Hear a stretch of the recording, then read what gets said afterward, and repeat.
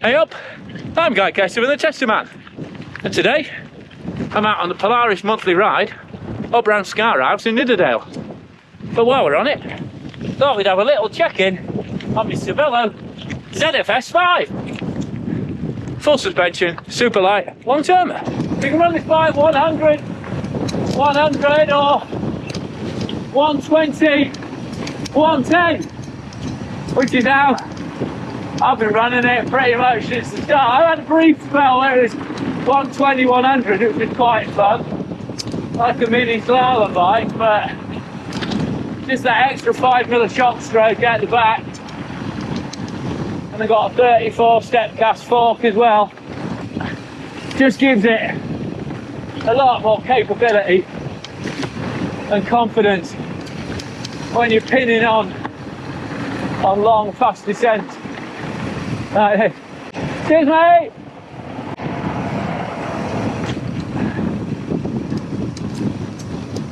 And they've got that 666 degree head angle, so it's pretty steady.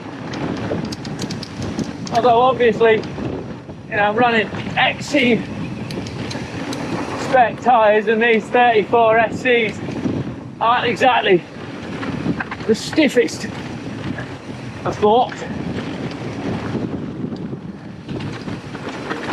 But yeah, you know, it's certainly not a bike you have to shrink back from the fun stuff on.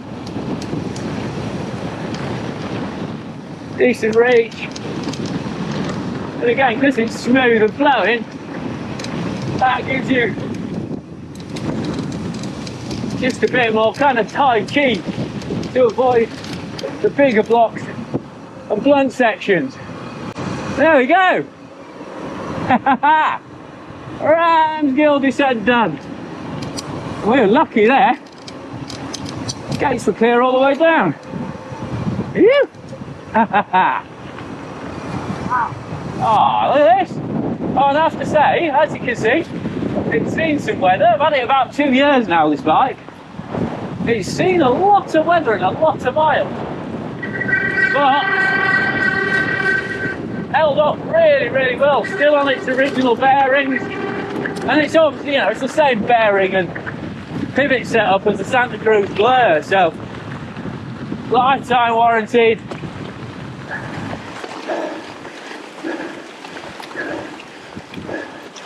And again, that's like compliance in the frame and suspension. These traction's excellent.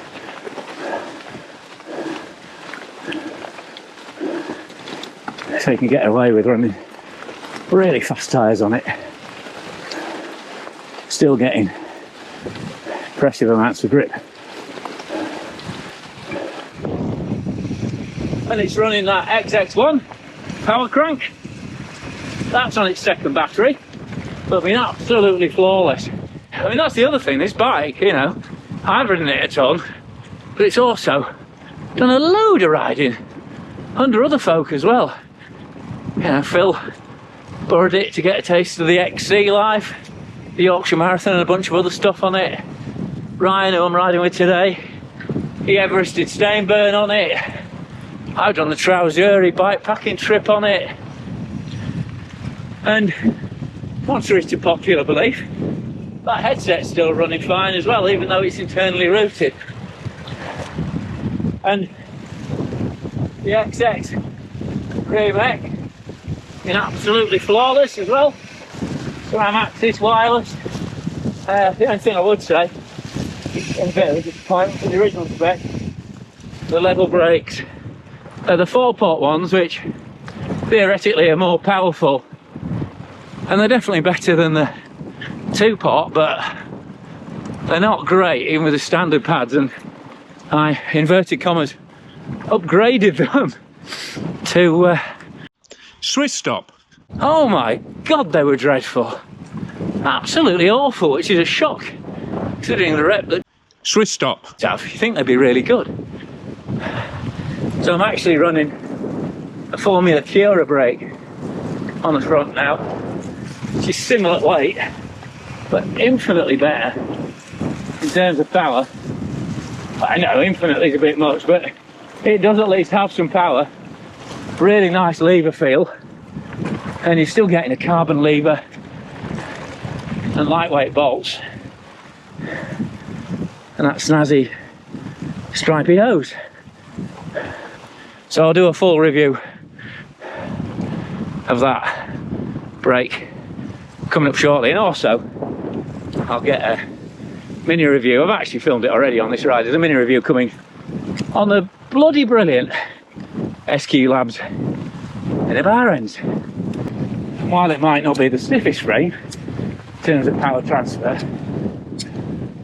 it is really good for flowing up rubbly rough sections like this. Just sit there on a comfy cadence and spin it out.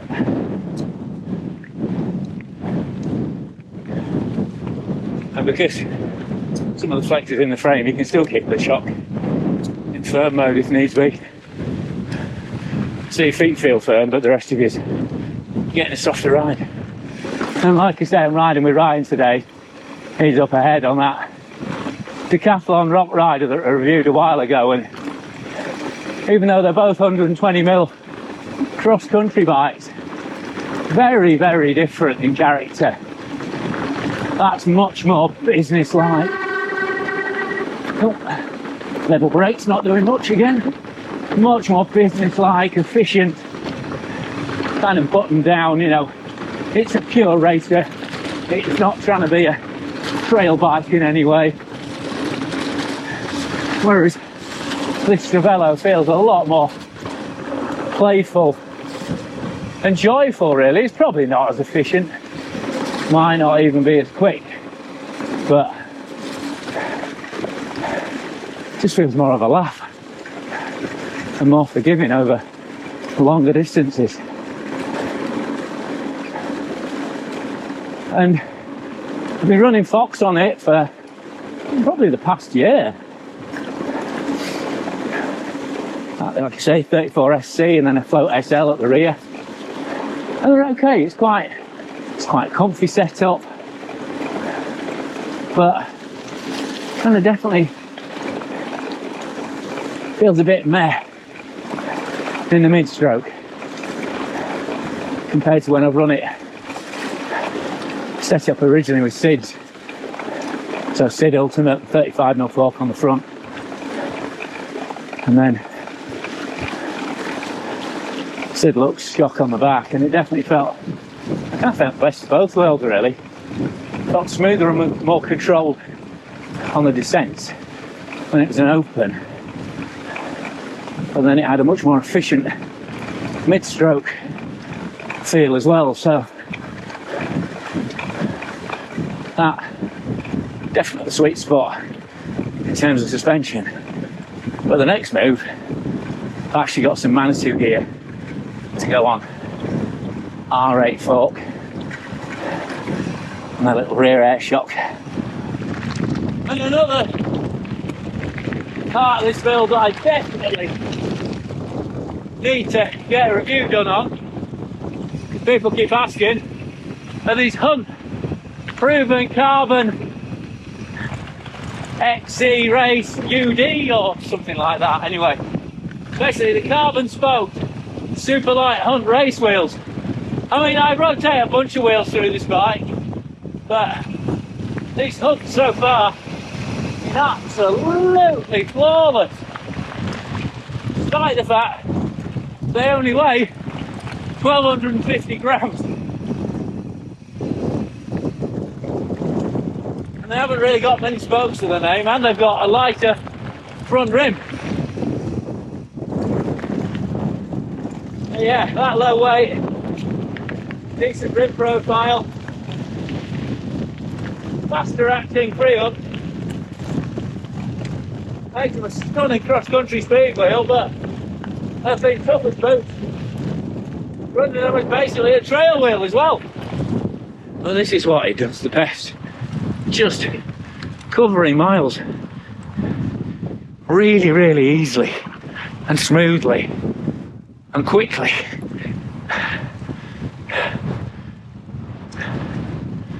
You ride one of these for a while, you really wonder what the point of a gravel bike is. So, thanks for watching. Like, subscribe, click for notifications for more of this nonsense. And if you really like what I'm doing on the channel, throw us a few quid on Patreon. But if you do, make sure you sign up on the desktop app. So you sign in via your Apple phone or anything Apple. Those dirty buggers are charging 30% commission now, so yeah, everyone's getting ripped off, apart from Apple. So keep it desktop, people. Oh, and yeah, like I say, this has been shot on the Polaris Ride of the Month for March. So make sure you check out that. So yeah, bunch of content coming out of this one. So make sure you watch all of that if you want to know more. Cheers, folks.